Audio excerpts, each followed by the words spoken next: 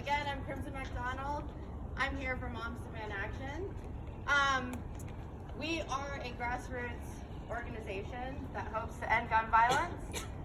Don't worry, I'm not here to take your guns away, I promise you that. In fact, we believe that the solution to gun violence extends beyond just taking away guns. That has nothing to do with it. It's everything from helping those in homes with domestic violence to getting more counselors in your schools. So don't worry, we are nonpartisan. We are here to have a conversation to promote safety, period. I myself, thank you. There's that energy, people, come on. So I started my journey in activism actually this week, 17 years ago. I turned on my TV and our president was announcing that we were going to a war in Iraq. Within minutes, the nation saw bombs over Baghdad. I don't know what was in me, but I felt the injustice immediately, and I did what, at the time, I didn't know activists did. I laced up my shoes, I went and marched, I called my legislators, and I evangelized all of my friends to do the same. Then my mom got diagnosed with multiple sclerosis, and I had seen someone work their entire career to make it to a chief financial officer, to lose it all over one horrible medical diagnosis.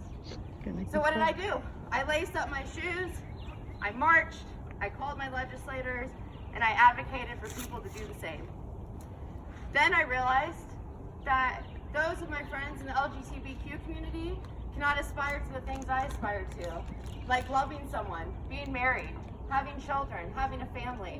And that injustice made me lace up my shoes and take to the streets. I called my legislators, I called my friends and family and advocated for them to do the same. Because that's what we do. So last year was the first March for Our Lives. Oddly, a year ago this week was the first March for Our Lives event in Cincinnati. For those who attended, it was one of the grossest days in Cincinnati history, which says a lot. But there were thousands of people. More people than I had ever seen at any anti-war protest, at any pride protest. Thousands of people. So I did what I've always done. I laced up my shoes. I started walking. But as I got closer to the podium, I noticed something. Something was very different this time. And I wondered, what feels so different? I looked around and I realized that these kids weren't marching for a war thousands of miles away that affected a handful of people they knew. They were marching for the right to be safe. So I want to emphasize this again because this is lost in our conversation. We are American citizens marching on American soil to be safe from fellow Americans. If that injustice does not get you riled up, I don't know what you think. The reason I got active in the war in Iraq is I would turn on the TV and see kids being escorted to their classrooms by military police. And I thought, what have we done where we created a country where kids can't get an education safely? But that's America now, and we cannot deny that reality. We've all seen the facts that came out this week. They're not biased facts. There are more children in this country killed on an annual basis from gun violence than our active military and our police. Our kids are less safe than those people. That is absurd. So every morning, our students, our kids, they wake up and they put on emotional battle gear. They walk into their school and they wonder, is today the day? I'm sure some of you have a plan in your head. Maybe you think you're going to go all Jason Bourne and you're going to get out of it. You shouldn't be thinking about that. That shouldn't be on your radar. As a mother, every day when my beautiful son leaves the house, I have to wonder if I'm going to see him again. That's not American. That is not freedom.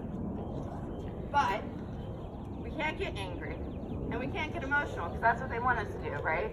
They want us to melt like snowflakes. Yeah. But we aren't going to melt. What are we going to do? We're going to lace up our shoes and march. And let's talk about why that's important, because we need to talk about that. What you're doing here today is advocating. And you're not just advocating for yourself. I want to point out that you're advocating for communities of color that have been suffering from gun violence for decades with no voice. Woo! Yes.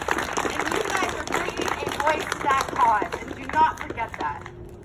The other reason advocating is important, because let me tell you, I am 36 years old and advocating advocating for myself and my loved ones in my professional, personal life is the most important thing I have ever done, and having that skill set is going to get you where you want to go in life. So the skills you're building by advocating today will help you in every aspect of your life, I promise. And the most important thing we're going to do is when you're 18, you're going to vote.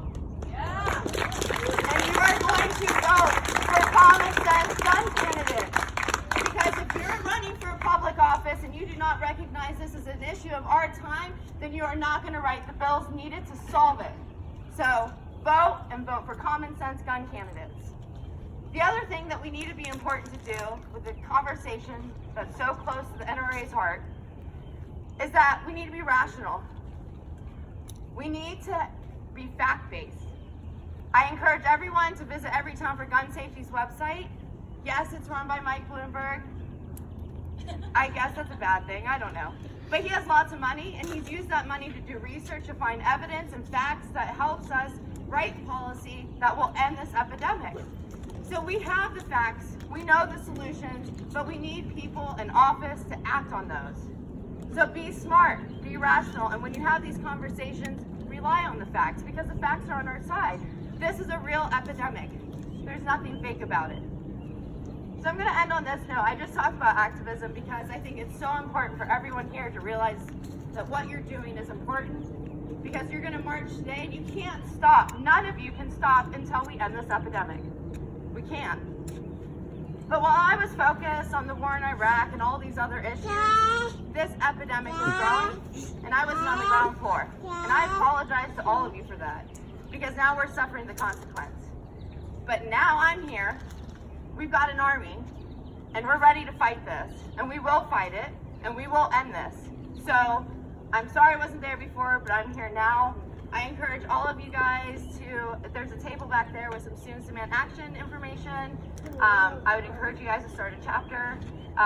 We need to keep working towards a solution. And again, marching's important, advocating's important, but you better vote, because it's not going to change until we get good candidates. Thank you for your time, and thank you for your advocacy.